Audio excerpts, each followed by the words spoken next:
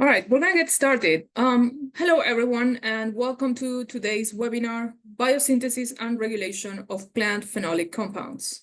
I'm Isabel Casas. I'm the Director of Publications for the American Society of Biochemistry and Molecular Biology, or ASBMB, and I'm thrilled to be your moderator today.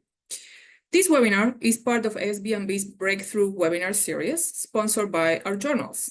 Specifically, today's sessions is brought to you by the JBC, or Journal of Biological Chemistry. This is our flagship journal, which has been publishing high-quality research that elucidates the molecular and cellular basis of biological processes for over a century.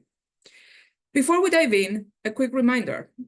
You're welcome to submit questions at any time in the Q&A feature at the bottom of your screen. We'll address them during our Q&A session at the end of the presentation. This webinar is being recorded, and the recording will be available at the ASBMB website. It is now my pleasure to introduce Dr. Erich Grotewold, our speaker for today. Erich earned his bachelor's and PhD from the University of Buenos Aires in Argentina and went to complete a postdoctoral fellowship at Cold Spring Harbor, where he later became a staff investigator. He then joined the Ohio State University in the late 90s, where he served as director of the Arabidopsis Biological Research Center, or ABRC, and the Center for Applied Plant Sciences, or CAPS. A fellow of both AAAS and ASPB, Erich moved to Michigan State University in 2017 to chair the Department of Biochemistry and Molecular Biology. His research focuses on plant gene expression, regulatory networks, metabolic engineering, and the cellular impact of natural products. Without further ado, please join me in welcoming Erich. Erich, the floor is yours. Thank you so much, Isabel. So, welcome everybody. Good morning, good afternoon, depending on where you are. And today what I would like to do is to tell you about some of the research going on in my lab with regards to the biosynthesis and regulation of plant phenolic compounds. And hopefully by the end of the presentation, if you haven't been thinking about plants too much, you probably will quite a bit more. To start with this, let me remind you that plants are really the ultimate chemical factories. They take pretty much 1/4 of all the CO2 that's in the atmosphere every year and convert it into millions of different phytochemicals. And the only thing that they use for that... Excuse me. Can you share your screen? We cannot see your presentation. Oh, sorry about that. I am really sorry. Where did this happen?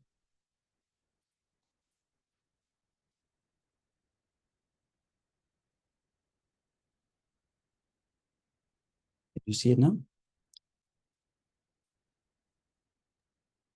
Yes. If you start the present, yeah. Thank you. That's perfect. Perfect. So, started here, for those of you that didn't see the slides.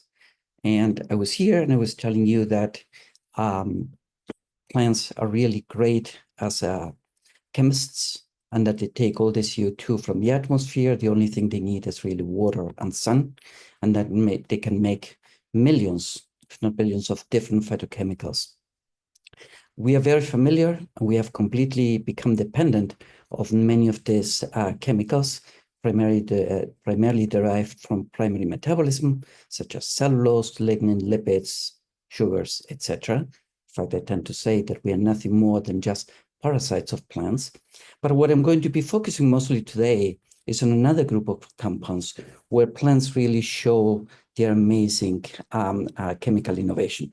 And those are what we call the specialized metabolism. In the past, they were mainly known as secondary metabolites.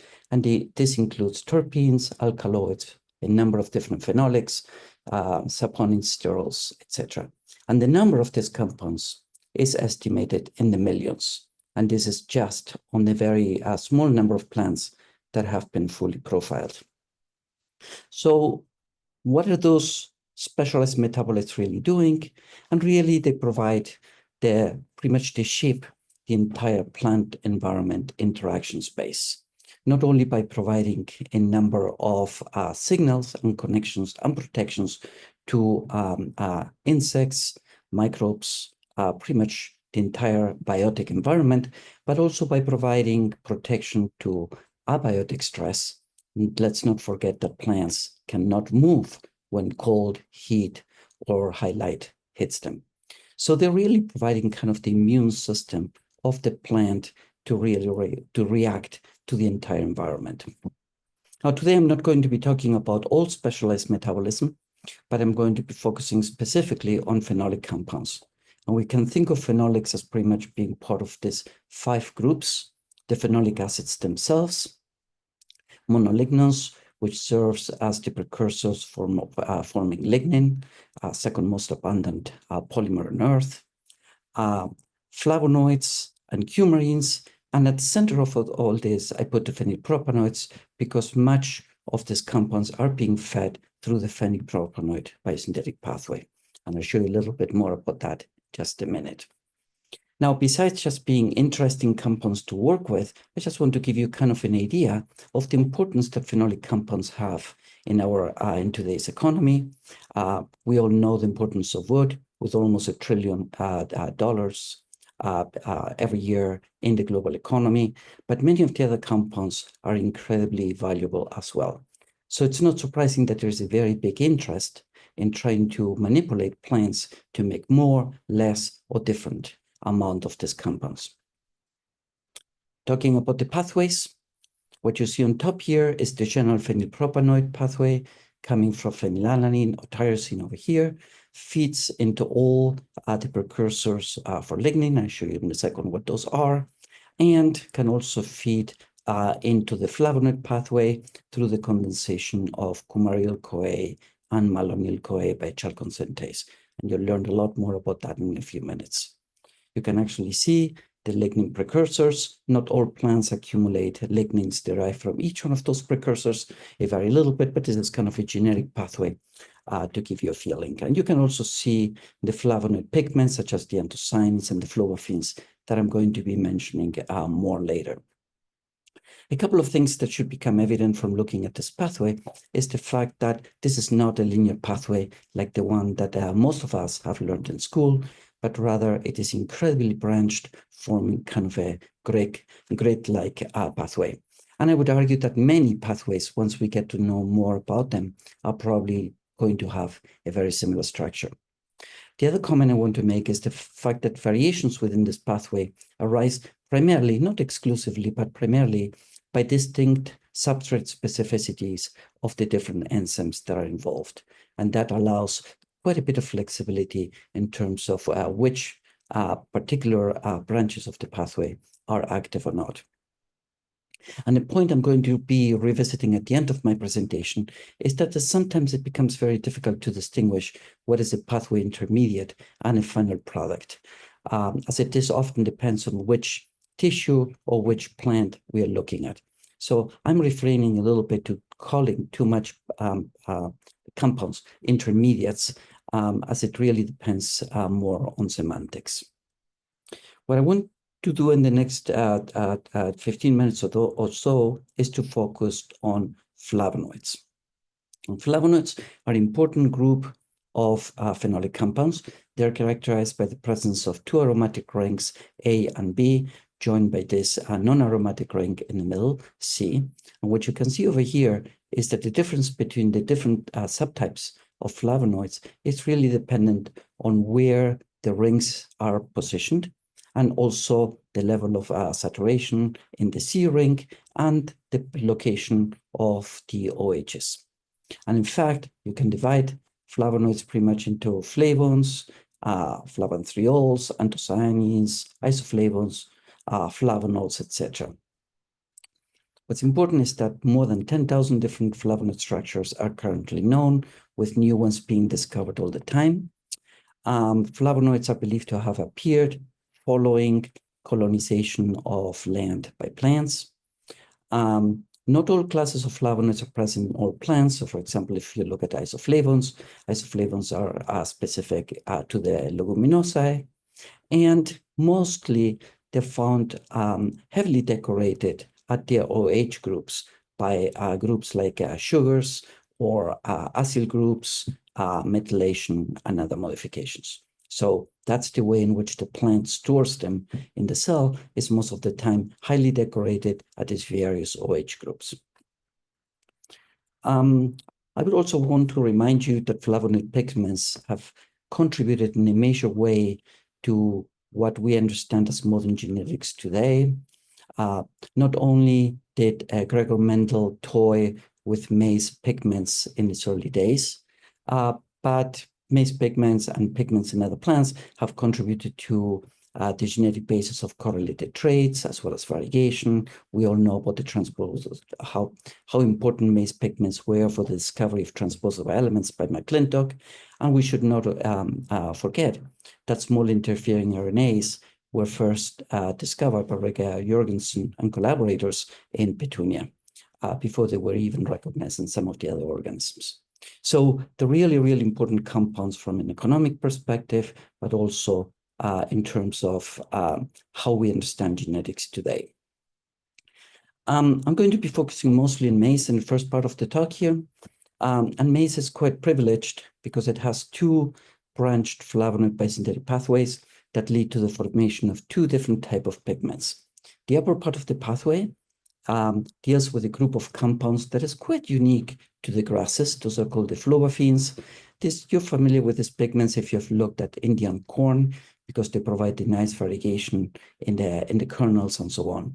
What's interesting about this branch of the pathway is that it requires only a subset of the genes involved in the formation of the other group of compounds, which are the anthocyanins. The upper part of the pathway is controlled, or we know at least, of a single genetic factor called P1, stands for pericarp color, that regulates the formation of these 3-deoxyflavonoids that ultimately result into flavonoids. More broadly distributed in the plant kingdom is the lower part of the pathway, which deals with the formation of the anthocyanins. Anthocyanins are most of the pigments that you see in the flowers these days. In maize, the entire anthocyanin pathway is coordinately regulated by two transcription factors. One of them is an R2-R3 MEP transcription factor called either C1 or PL1, which physically interacts with a basic helix loop helix transcription factor called R or B.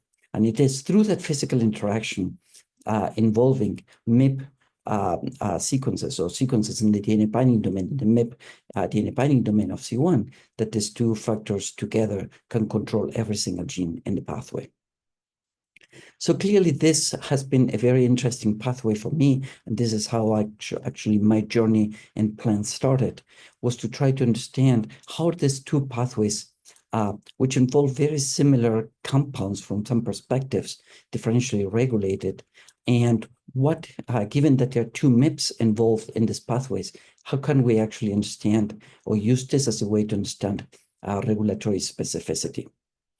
So one thing, sorry, I just want to go back. I want you to focus on two genes in this pathway because I'm going to be coming back to those.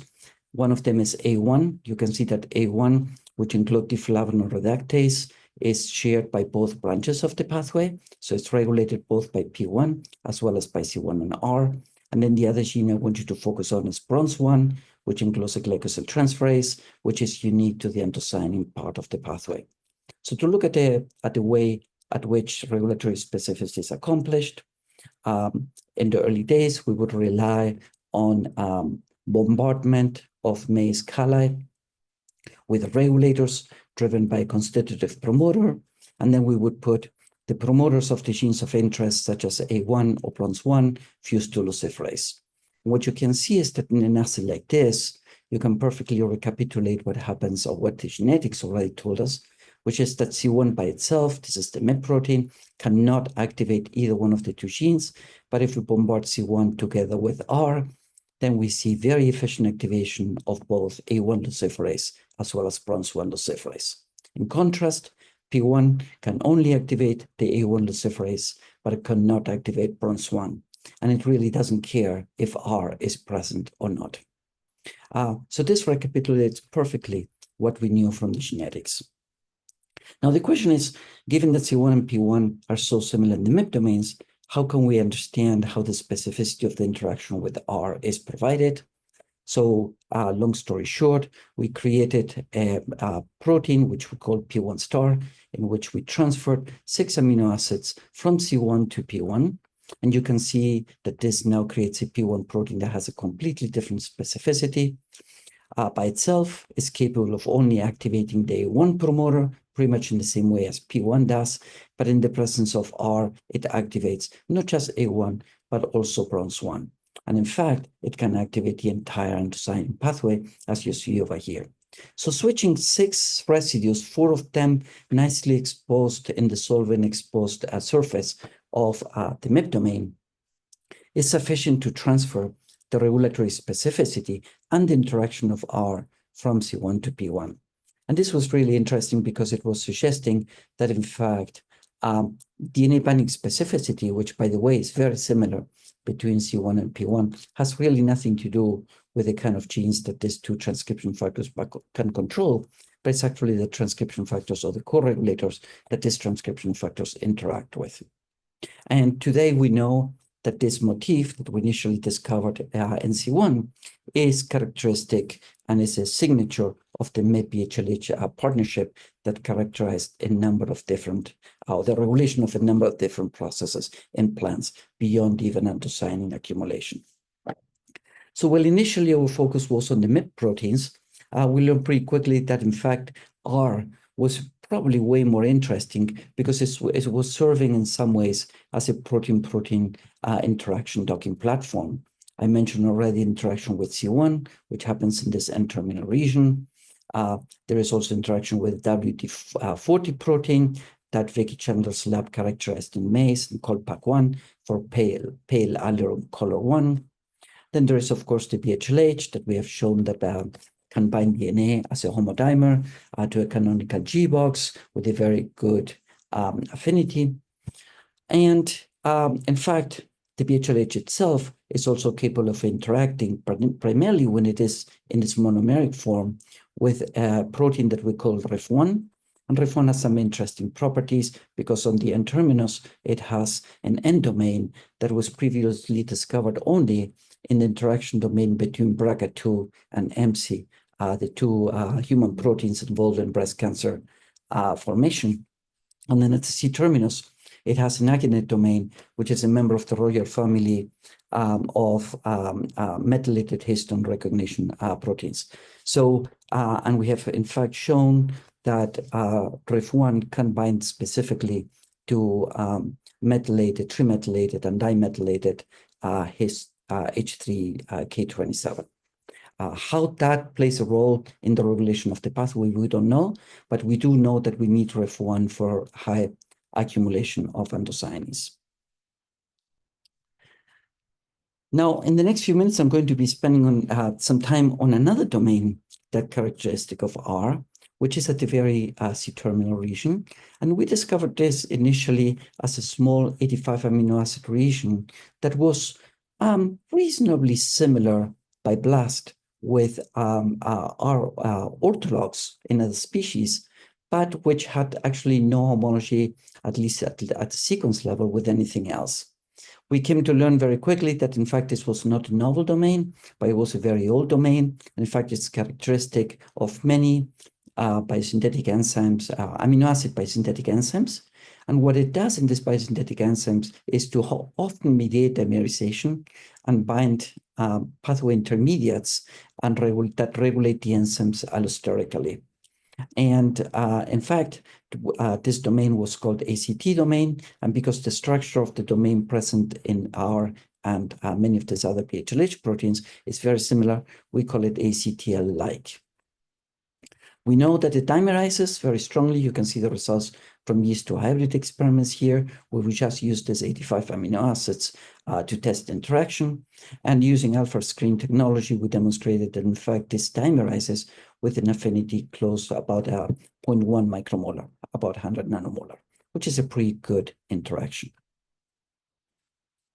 Now, if you look at the sequence between this ACTL domain, between R and GL3, R being the maize protein, GL3 being one of the orthologs in Arabidopsis, you can see that there is only 32% identity even though these proteins have very similar functions together.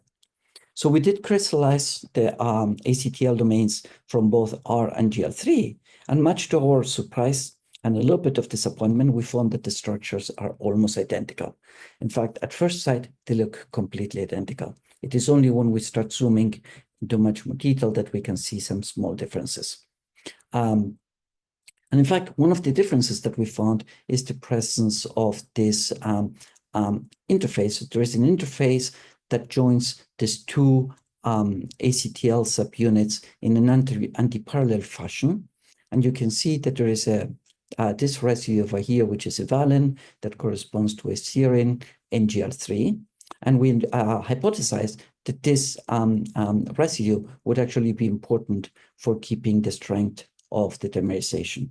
And in fact, that turned out to be the case.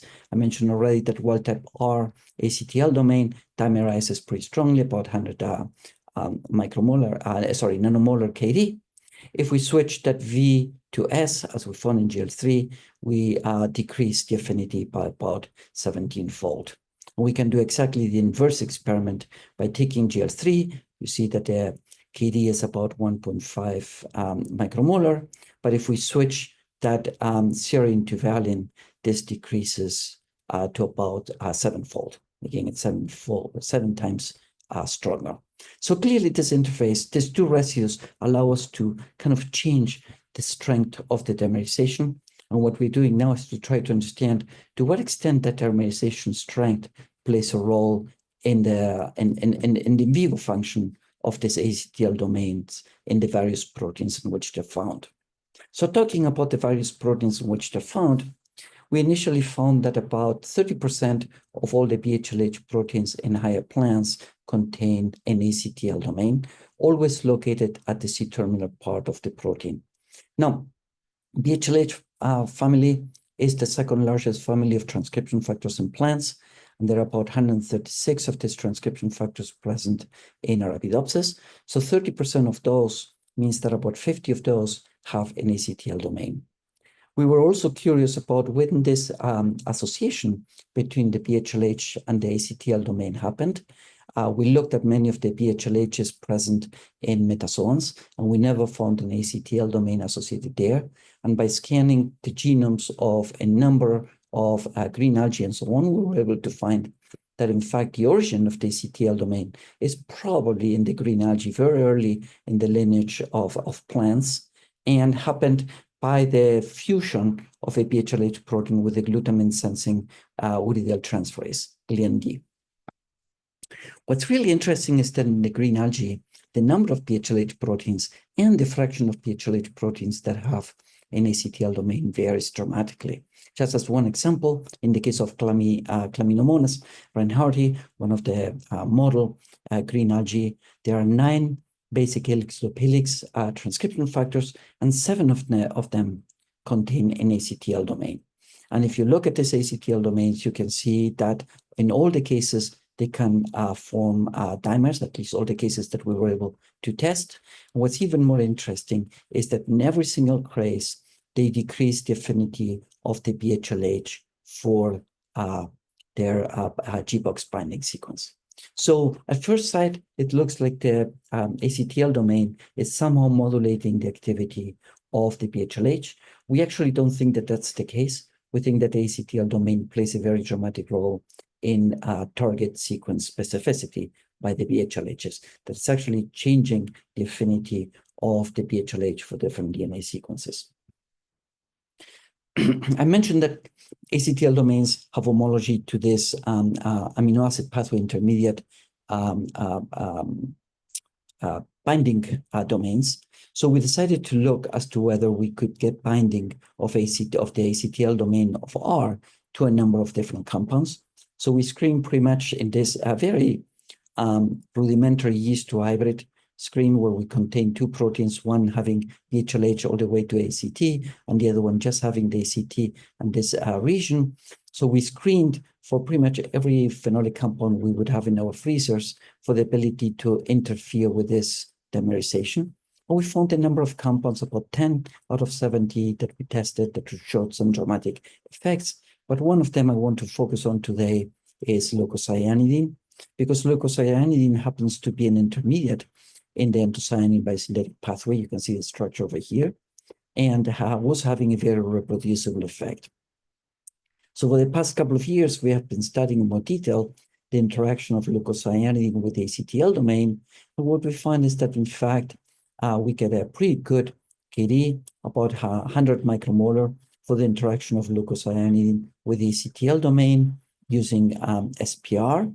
This, if you take naringenin, which is another intermediate in the pathway, you see that this decreases by about 1,000-fold. We did gel filtration experiments in which we took recombinant ACTL, purified recombinant ACTL, and incubated with either leucocyanidine or naringenin before passing it through a Cephadex G75. And then we followed both the presence of the protein as well as the presence of the small molecule.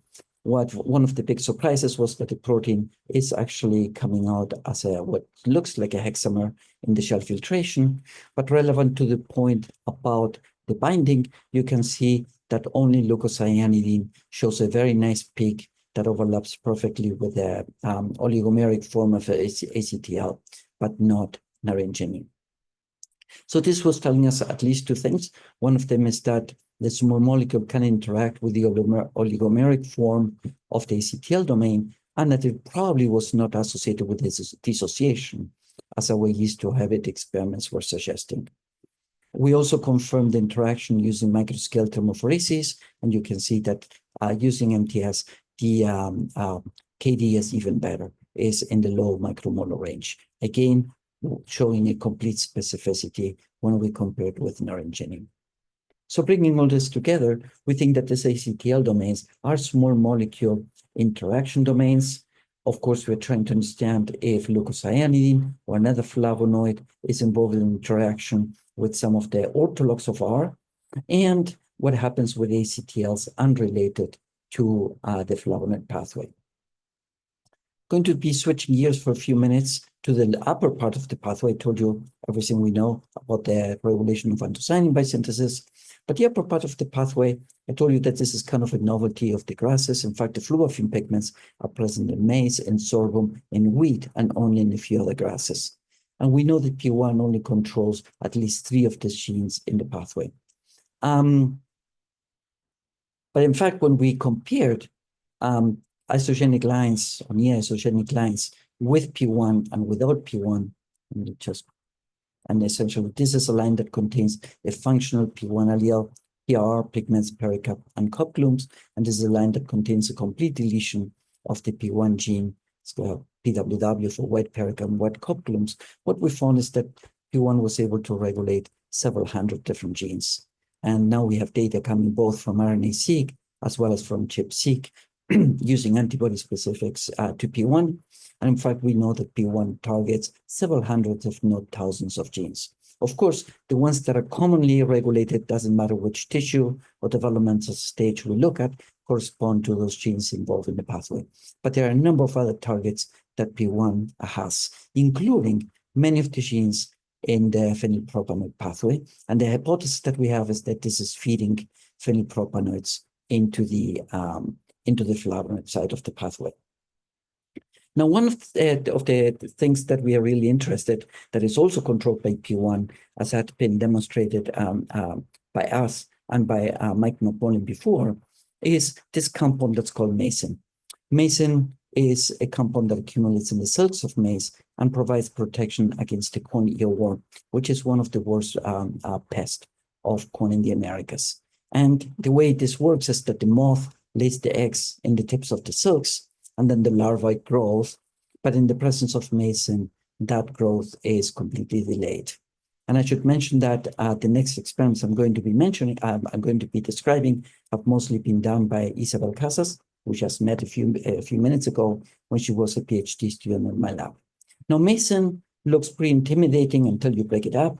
You can see that there is a flavon, luteolin in particular, core over here, which is joined to a deoxyglucose by a quite interesting carbon-carbon linkage. So different from what I was telling you before, this is not happening through the OHs, but it's happening in a carbon-carbon fashion. And then there is a run-nose residue at the very end.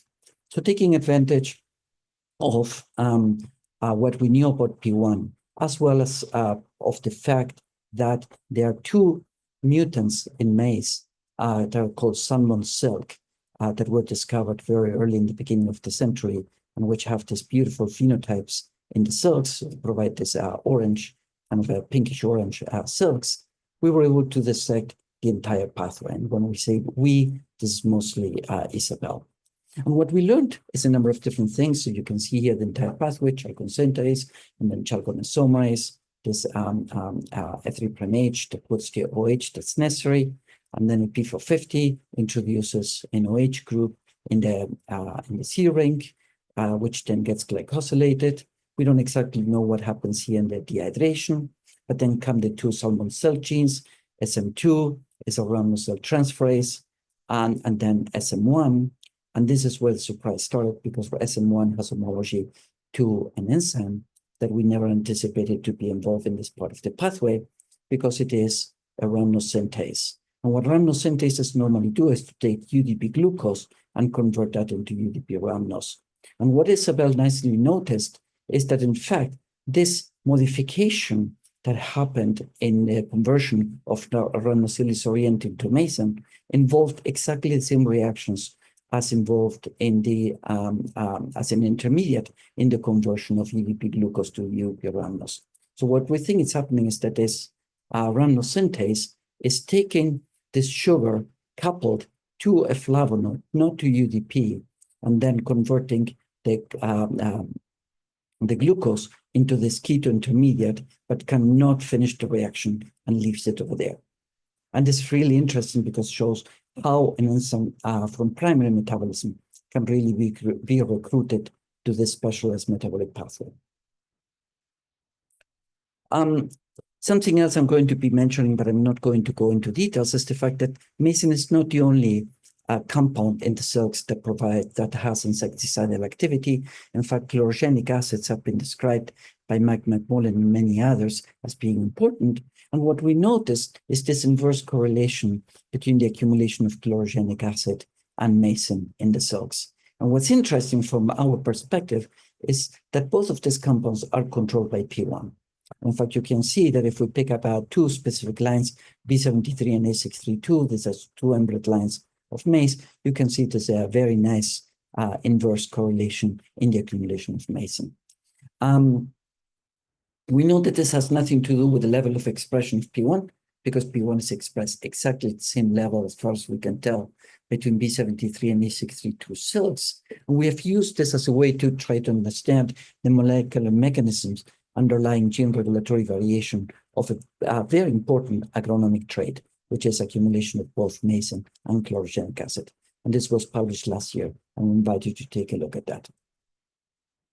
Okay, in the last few minutes, I'm going to be switching gears and tell you how science takes us into completely unpredictable directions when you look carefully. This is the Arabidopsis flavonoid pathway, very similar to what I showed you before. The main difference between Arabidopsis and maize is that Arabidopsis accumulates tannins in the seed coat, which are condensed 3-hydroxyflavonoids, not condensed 3-deoxyflavonoids. But aside from that, the pathway, the enzymes in the pathway are very similar. One of the things we discovered recently, and we're still trying to understand a little bit better what it means, is that this enzyme, chalcone-isomerase, that I will be telling you more about in a second, doesn't need enzymatic activity. Together with Greg Howe, independently actually, we found out that both the tomato enzyme and the maize enzyme can be catalytically mutated and in vitro have no activity whatsoever. But when we put them back into a plant, they fully complement flux through the pathway. What does it mean? Is it just a scaffold that's holding enzymes together? We don't know. But what I want to discuss in the last few minutes is something that's quite interesting. Normally, when we grow Arabidopsis flavonoid mutants in the growth chamber, the plants look perfectly normal. Here, what I'm showing you is a wild type Columbia, TT4, this is a chalcone-synthase mutant, TT5, two alleles of TT5, chalcone-isomerase. They look perfectly happy. By accident, one of my former postdocs in the lab, who is now a faculty at the University of Hawaii, Nam, he found that in another growth chamber, TT5 was showing this very dwarfed and full of developmental defects. And he also noticed that the wild types were accumulating high levels of anthocyanins. What was different between these growth chambers, it took us a while to figure it out, is that the growth chamber number 2 doesn't have any far right. So the absence of far right, for some reason that we don't understand, induces completely anthocyanin accumulation and in TT5 all these abnormal phenotypes. None went ahead and was able to phenocopy this low for red light with highlight, not really highlight, but highlight for Arabidopsis, about 180 micromoles per centimeter per square centimeter per second. And what you can see is that under these highlight conditions, the TT5 plants also show this phenotype. And then what Nan did was to cross TT5 into TT4, TT4 being the gene corresponding to chalcone synthase. And the idea was that if TT5 enzyme itself was the one responsible for these phenotypes, that should still be there in the double mutant, whereas if it was some pathway intermediate, it should disappear. And that's exactly what he found. In the double mutant TT4, TT5, the phenotype is completely wild type. So that was telling us that naringenin chalcone, which is the product of CHS, but the substrate of CHI, or a derivative naringenin chalcone, was having this funny developmental defects in Arabidopsis. Now, is naringenin chalcone accumulating? No, not even in the highlight. What we actually see is a number of naringenin chalcone derivatives. We see 2 glycosides, a malonyl glycoside, and another single glycoside. We are currently purifying and trying to characterize these compounds by NMR, but suffices to say that we can mimic many of the phenotypes that we see just by applying naringenin chalcone by itself, which is commercially available. So what the Nan decided to do next is to see what was causing this phenotype. So they did a suppressor screen in which he mutagenized TT5 seedlings with EMS and then selected in the M2s mutant plants that would be restored for the developmental phenotypes under highlight. And he found a number of different suppressors. And I should mention that what you see here is accumulation of naringenin. And the reason why we graphed naringenin, not naringenin chalcone, is because in the process of hydrolyzing this, so that we create only the aglycons, all the naringenin chalcone gets converted to naringenin. So what he saw is that in the wild type, there is this level of naringenin, but in many of these mutants, there is no naringenin whatsoever, suggesting that it probably blocked in the pathway at some other level. But 5 suppressors were really interesting. 2 of them had reduced levels of naringenin. And in fact, when we sequenced them, we found that they corresponded to chalcone synthase, pretty much restoring the double mutant experiments that I was telling you before. But the other 3 were completely unexpected because they corresponded to 3 different alleles of UVR8. And I have to say that at that point, I had to go next door to the lab of Rob Last, who initially described UVR8 in Arabidopsis on plants, and ask him how do we make sense of this? Well, it turns out UVR8 is a protein that normally it's the UV receptor in plants and normally accumulates in the cytoplasm as a dimer. And upon UV irradiation, that dimer dissociates, translocates to the nucleus where it interacts with a number of different regulatory proteins as well as transcription factors. And this triggers the UV response, which includes DNA repair, induction of a number of compounds, and so on. So the first question we had was, to what extent are the phenotypes that we're seeing sensitive to UV? And the answer is not at all. Even though we did have UV in our greenhouse, in our growth chambers, what you can see is that if we filter completely that UV, the phenotypes are still there. So clearly this was revealing some function of UVR8 that was independent of UV light. What is going on? I'm just going to be showing you a couple of pieces of data. But what we did was to take advantage of some commercial antibodies against UVR8 to see if, and run native gels with some tricks to see what is happening with the UVA protein. And what was evident right away is that in the TT5 mutant under highlight, we would see a significant accumulation of the monomer even in the absence of UV light. So this accumulation of the monomer, we now know it's due to the fact that this monomer either cannot be degraded or cannot associate back to become a dimer in the presence of naringin chalcone. And in fact, using MSD, microscale thermophoresis, we have been able to show again that naringin chalcone interacts with a pretty good affinity with a recombinant Arabidopsis uveiate, while naringin, which is the immediate product in the pathway, does not interact at all.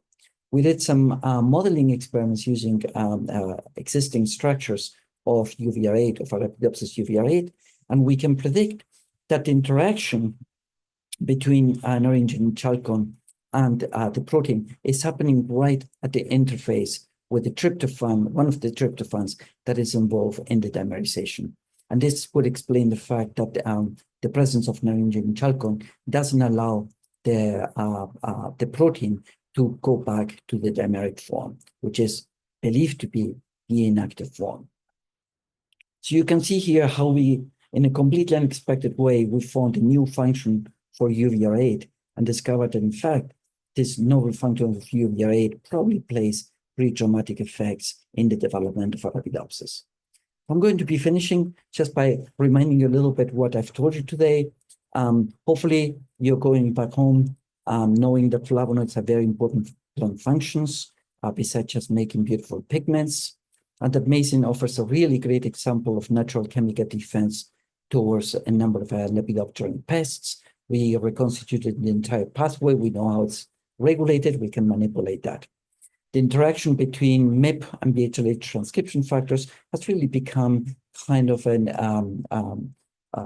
model system for understanding combinatorial gene regulation in plants. It's not unique to the anthocyanin pathway, but the anthocyanin pathway has been very helpful in dissecting how that interaction happens.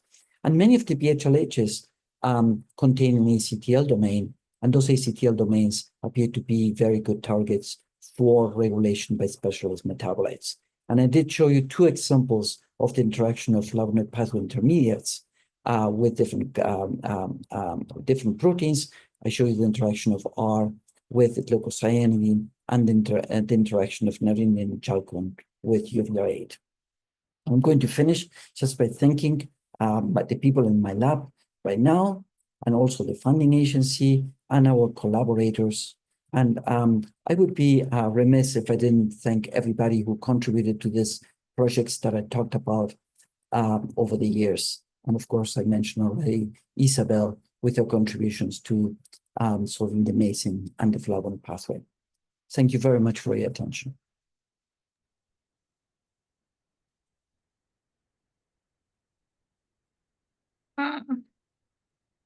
All right, thank you, Erich, for this amazing presentation. We have a few minutes for questions. Please go ahead and input them in the Q&A box. I would say I'm going to start with questions. It was really interesting to me to see there's like dwarf phenotype with a different light. So is that because of the light itself combined with that mutation, or like what can you attribute that TT5? Yeah, the phenotype. Yeah, so it is the accumulation of naringin chalcone that is inducing that phenotype. We thought in the beginning that it was be creating kind of a constitutive UV response because it's keeping uveiate monomeric in the cytoplasm, in the nucleus, but that doesn't seem to be the case because we analyzed the genes that are being affected and they don't correspond to those genes that are normally associated with a response of UV by uveiate. In fact, what we think is happening is that this is uncovering a different function for uveiate that has nothing to do with UV light. Thank you. While we wait for a few more questions to come up, it was interesting to me when you mentioned at the beginning that the pathway is a grid.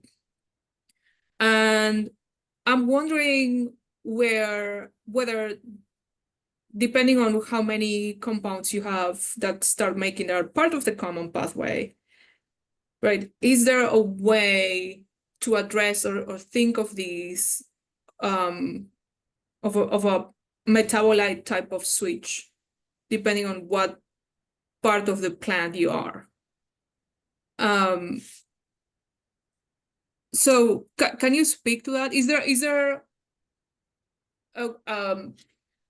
and probably I missed this. Are flavonoids or some flavonoids or interacting at the transcription regulator level? So a metabolite protein interaction that can switch where the pathway is going. That's a good question, Isa, and maybe we don't know yet.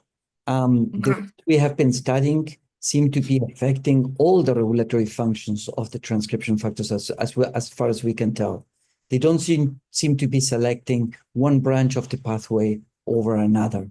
But I suspect we will have to look deeper to see if you could actually be changing flags into one branch over another just by using specific intermediates. We just don't know enough. Okay, thank you. I have a question from Pallavi. Does Lepidoptera species have liking for some compound in leaf and maize help in defense against it?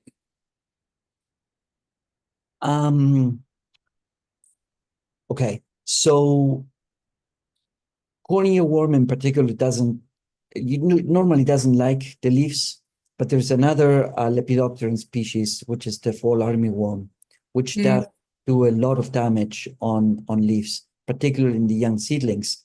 And yes, mason accumulates at substantial levels in the leaves. In fact, it can be up to maybe 0.1 to 1% of the dry weight of the leaf at early stages in development can be mason. And we have some data that demonstrates that, in fact, that protects against the fall armyworm as well. Nice. And the last question is from Sarosh.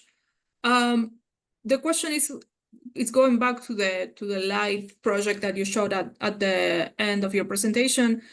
It says how UV array is different from UV light. I don't know if you need more clarification, Sarosh, if you are still there, if you want to type that in. So I don't know if you want to address that. Yeah, so normally, and sorry if I'm saying something that everybody knows already, UVA is part of the response. UVB, it's important. It's a little bit further into the blue side. It does play an important component. It is photosynthetically active. So it is part of sunlight, no question about it. And in fact, when we grow these mutants outside, we see some really interesting phenotypes, but significantly less phenotypes in comparison with the wild type than what we see in the growth chamber. So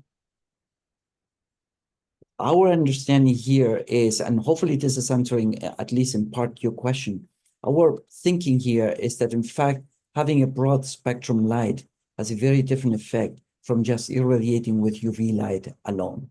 UV light alone, even very low fluxes have a dramatic effect on growth, whereas when it is part of the white light, the effects are significantly weaker.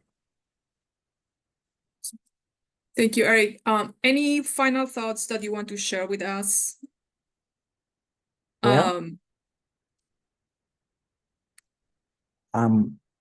Plants are really fascinating chemists, no questions about it, but we're just starting to understand how the complexity of these pathways. And to me, what's really revealing from many of this and other people's studies as well is the fact that we have ignored intermediates in the past as being biologically active, but it is quite obvious that they have very, very important regulatory activities. So keep that in mind when you're analyzing mutants. After the studies, I'm looking at mutants in a very different way from the way I was looking at them before. Okay. Well, thank you everyone for your questions. We are a little bit over time. Thank you, Eric. for this presentation and your expertise and sharing this with us today. Thanks everyone for joining us. Be sure to stay in touch for our next month's webinars. Thank you. Have a good day. Bye.